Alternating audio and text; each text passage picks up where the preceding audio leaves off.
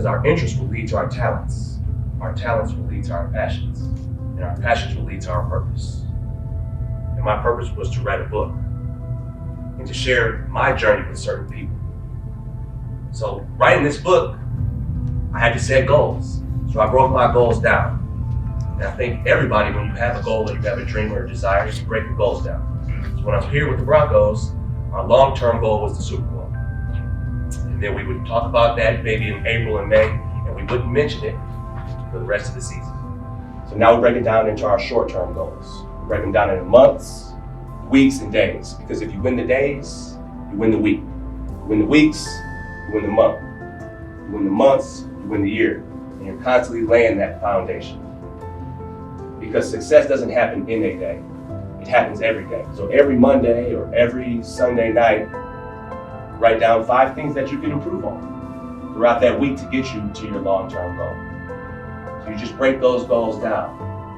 And once you break those goals down, you gotta have the right attitude and mindset. Attitude and mindset is everything. Attitude determines how we are going to be successful. You gotta be positive. There are gonna be hard times. You gotta be persistent. If I wasn't persistent in my goals and certain pursuits of things, I would not be here. I wouldn't be here talking to you right now. Wouldn't be in the NFL. I wouldn't have gotten engaged last Thursday if I wasn't persistent.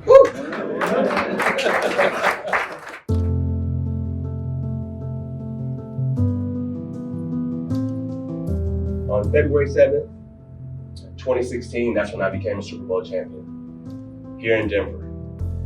But later on that week, that's when I found out that I caught the last pass of legendary Hall of Famer Peyton Manning.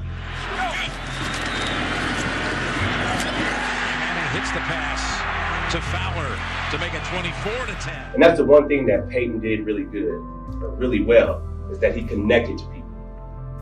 Everybody in that Broncos organization, everybody in that building, he knew by their first name.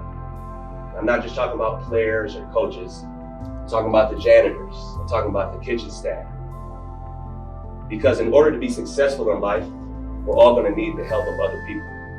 We can't achieve success without the help of other people. And I felt like he realized that. And he connected to me. I'll never forget my first day in that building, walking into that building. It's like walking into a new school. He comes up to me and, he just introduces himself. He's like, hey, my name's Peyton. I'm like, yeah, I know who you are. I know who you are. I was like, in the back of my mind, I'm thinking, I can't wait to tell my parents. Like, I'm getting ready to catch passes from Peyton Manning. This is a 16-year NFL vet at the time, one of the best quarterbacks of all time. And he came up to me and made me feel a part of the team on my first day. So I really appreciated that.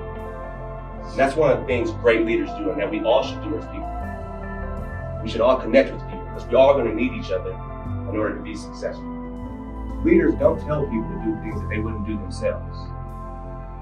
They won't ask you to do something that they wouldn't do themselves. And that's super important with leadership.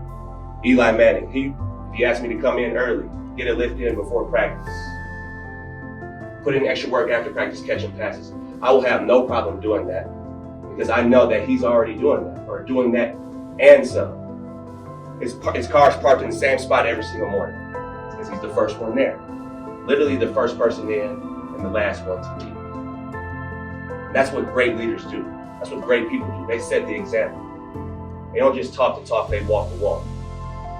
That's super important about leadership. And we are all leaders. And I think that's important for people to know is that we are all leaders. So with your goals, write them down. Write them down somewhere where you can see them. And go attack life. Thank you.